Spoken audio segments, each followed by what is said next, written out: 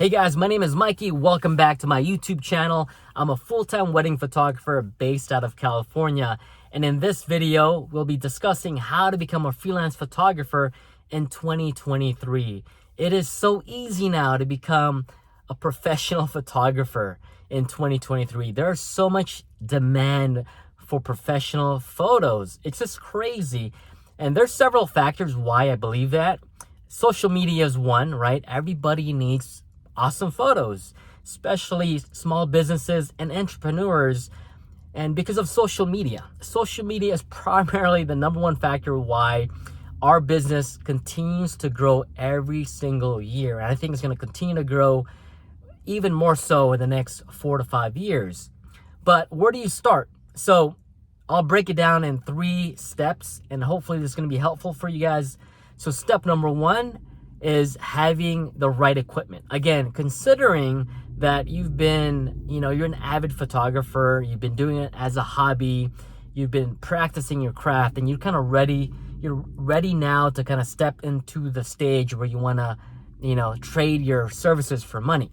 So let's talk about equipment. So, and this is, again, my opinion, and I think this is probably the most cost-effective way to start any photography business, whether you are a wedding photographer, headshot photographer, real estate photographer, brand photographer. So number 1 is having a professional camera body. Now, it doesn't have to be the latest camera, the most expensive camera. You could technically get away with everything for $1,000. Again, a good camera body, a good lens, and a speed light. So let's talk about a good camera body. Technically, you can actually buy used camera. A lot of the cameras nowadays continue to just get traded, and because everybody wants to upgrade to the latest camera, and even like a good DSLR, like for example, a good Canon 5D3 is great. You can get one of those cameras for like, I think $600 to $800 now. And that's a steal, because if you bought that like originally, that's probably like over $2,000. And a good lens. Now the lens I would recommend would be a zoom lens, a 24 to 70 millimeter lens. You can get away with everything with this lens. It's a one lens that you can pretty much do everything. So you can do, wide, medium, and tight, especially if you want to become a wedding photographer. This is my go-to lens. I primarily use this lens for like 90% of the wedding day. So the next equipment you need is it's like a small speed light.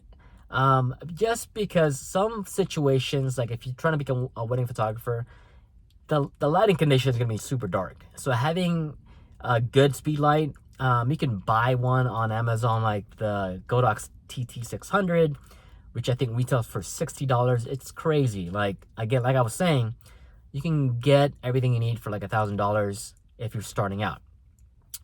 Step number 2 is marketing. So I'll break this down into 2 different things.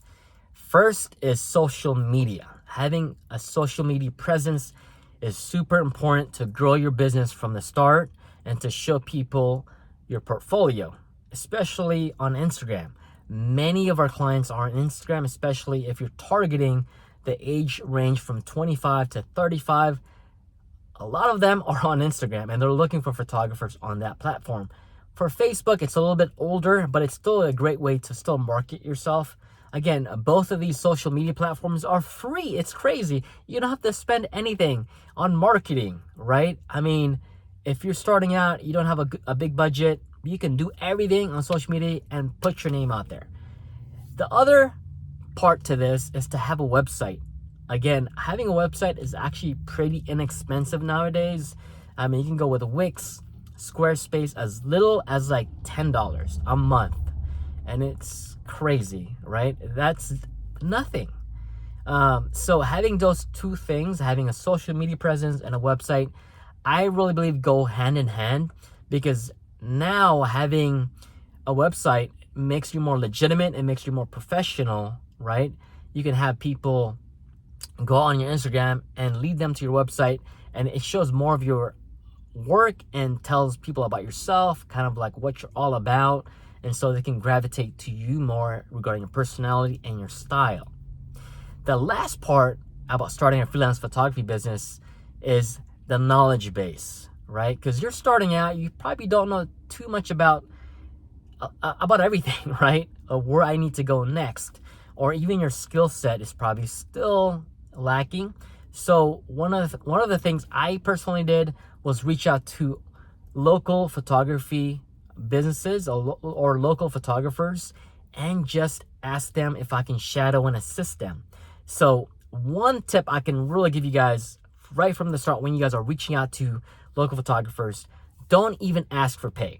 Just ask them if I can assist and learn from you. Hopefully they can become a great mentor to you. And again, that value right there will 10x your business because it will speed up your knowledge, your experience, and the way you do things. Because right from the beginning, you want to start doing things correctly, right? If you did everything yourself, you're going to make a lot of mistakes. But learning from somebody who's been there for many years, who already has a legitimate business, can tell you all the mistakes he's done, and you can kind of take that, and you apply it to yourself to make sure you're not making those mistakes, right?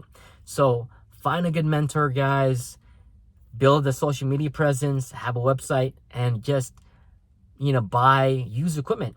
That's pretty much all you need to start out. It doesn't take much, and I'm telling you guys right now, it's the easiest time to start a freelance photographer. Whether you're just still have a full-time job and you want to do this on the side, you want to just do side gigs on the weekends, or just want to do this part-time, it's a great way to make extra income. All right, guys, hopefully that content was